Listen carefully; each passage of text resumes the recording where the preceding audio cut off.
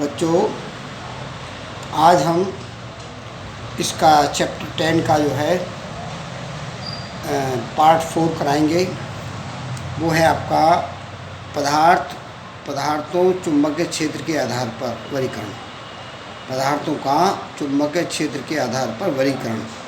Faraday वैज्ञानिक थे, उन्होंने सभी पदार्थों में चुंबकत्व गुण के आधार पर उनका वर्गीकरण किया। कितने? फैराडे ने सभी पदार्थों को चुंबकत्व के गुण के आधार पर वर्गीकरण किया। पहला वर्गीकरण किया उन्होंने क्या कि प्रतिचुंबकीय पदार्थ, जो पदार्थ चुंबकीय क्षेत्र के विपरीत दिशा में मामूली चुंबकित होते हैं उन्हें प्रतिचुंबकीय पदार्थ कहते हैं।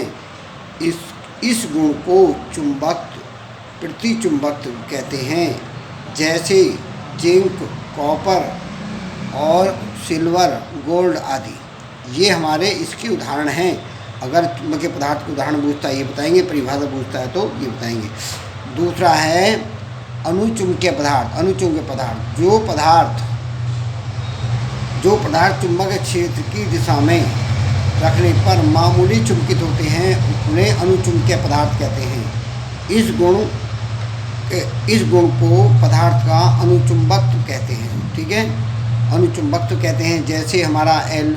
जैसे एल्युमिनियम है, सोडियम है, Na मीन्स सोडियम, और इसमें Pt means platinum, Mn means manganese, ETC आदि। ठीक है। अब तीसरा पॉइंट चलता है लोह चुंबकीय पदार्थ। लोह चुंबकीय पदार्थ क्या होते हैं? जो पदार्थ चुंबकीय क्षेत्र की दिशा में रखने पर तेजी से चुंबकित होते हैं उन्हें लोह चुंबकीय पदार्थ कहते हैं। उनके इस गुण को लोह चुंबकत्व कहते हैं। जैसे Fe लोहा, Ni nickel, CO cobalt, Fe3O4 ferric oxide etcetera आदि। ओके, ये हमारे चुंबकीय पदार्थों को 3 वर्गों में बांटा गया। प्रतिचुंबकीय पदार्थ, अनुचुंबकीय पदार्थ, लोह चुंबकीय पदार्थ। तीनों के उदाहरण, तीनों की परिभाषाएं याद रखना है। इनको चुंबकीय क्षेत्र को आगे के लिए और परिभाषित करने के लिए इनके महत्वपूर्ण परिभाषाएं आपको याद करनी है। पहली परिभाषा है इसमें चुंबकीय प्रेरण। जब चुंबकीय क्षेत्र में पदार्थ को रखते हैं तो पदार्थ के भीतर लंबवत एकांक क्षेत्रफल में चुंबकीय प्रेरण रेखाओं की संख्या को चुंबकीय प्रेरण कहते हैं। इसका मतलब ये हो गया है, जो चुंबकीय प्रेरण होता है, जो चुंबकीय क्षेत्र प्रेरण है, वो चुंबकीय बल रेखाओं की संख्या कहते हैं। कि किसी चुंबकित पदार्थ के भीतर लंबवत एकांक क्षेत्रफल से चुंबकीय प्रेरण रेखाओं की संख्या को चुंबकीय प्रेरण भी कहते हैं। ये प्रेरण द्वारा उत्पन्न होती हैं, प्रेरित होती हैं। प्रेरित वाली जो संख्याएं होती हैं उनको हम चुंबकीय प्रेरण कहते हैं। इसे भी से व्यक्त करते हैं। इसका जो पॉइंट अगला है चुंबकन तीव्रता। चुंबकन तीव्रता जो होती है, किसी चुंबक पदार्थ के एकांक आयतन में चुंबकीय आघूर्ण को चुंबकन तीव्रता कहते हैं। इसका मतलब चुंबकीय पदार्थ के एकांक आयतन में चुंबकीय आघूर्ण को चुंबकन तीव्रता कहते हैं। इसे I=m/v। m क्या है? चुंबकीय आघूर्ण। v क्या है? आयतन। इसका मात्रक क्या हुआ? Ampere per metre. अगर सूत्र पूछता है तो ये बताएंगे, मात्रक पूछता है तो ये बताएंगे, परिभाषा पूछता है तो ये बताएंगे। ओके बच्चों, अब चलते हैं। इसके बाद अगला है चुंबकीय प्रवृत्ति, चुंबकीय तीव्रता। चुंबकीय तीव्रता को हम कैपिटल H से डिनोट करते हैं। कैपिटल H होता है जो चुंबकन क्षेत्र में पदार्थ के चुंबकित होने की क्षमता, पदार्थ के चुंबकित होने की जो क्षमता होती है उसका नाम रखा गया चुंबकीय तीव्रता। क्या नाम रखा गया? चुंबकीय तीव्रता। इसको किससे डिनोट करा हमने? H से। H डिनोट क्या होता है? B/μ0 - I। इसको हम I और H को एक तरफ ले आएंगे, म्यू से मल्टीप्लाई कर तो B=μHI हो जाएगा। इसे ऐसे भी लिख सकते हैं। ठीक है। और इसका अगला पॉइंट है चुंबकीयशीलता। चुंबकीयशीलता मतलब होता है कि जो चुंबकित पदार्थ होते हैं, चुंबकित पदार्थ के जो भीतर चुंबकीय प्रेरण और चुंबकीय तीव्रता दोनों का अनुपात जो होता है वो चुंबकीयशीलता होता है। चुंबकित पदार्थ के जो भीतर होते हैं चुंबकीय प्रेरण और चुंबकीय तीव्रता का जो अनुपात होता है उसे चुंबकीय प्रेरण कहते हैं, चुंबकीयशीलता कहते हैं। इसे म्यू से व्यक्त करते हैं, mu equal to B upon H. अगर फॉर्मूला पूछेगा क्या बताओगे, mu equal to B upon H. Mu क्या होता है, चुंबकीयशीलता। इसका अगला ही नाम होता है सापेक्ष चुंबकीयशीलता।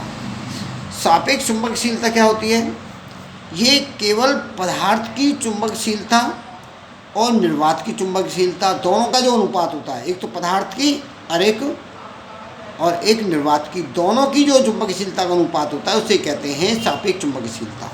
इसे म्यू आर से व्यक्त करते हैं।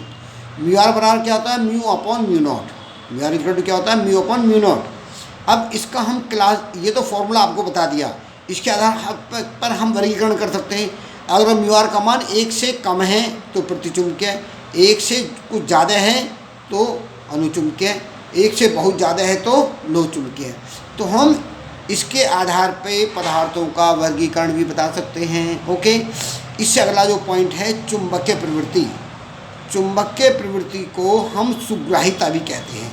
अगर हम कहते हैं चुंबकीय प्रवृत्ति तो दूसरा नाम क्या है, चुंबकीय सुग्राहिता। इसका मायने ये होता है किसी पदार्थ की जो चुंबकन तीव्रता होती है चुंबकीय क्षेत्र के अनुक्रमानुपाती होती है। तो हम ये भी कह सकते हैं कि चुंबकन तीव्रता और चुंबकीय क्षेत्र की तीव्रता का जो अनुपात होता है उसे चुंबकीय प्रवृत्ति कहते हैं। क्या कहते हैं, चुंबकीय प्रवृत्ति।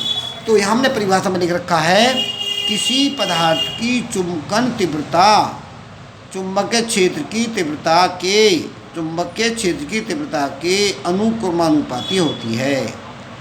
जो नियम से क्या लिखा, आई प्रोपोर्शनल एच, आई बराबर प्रोपोर्शनल चिन्ह को हटाएंगे, कांस्टेंट कोई लगाएंगे, कांस्टेंट वैल्यू है हमारी काई एम एच।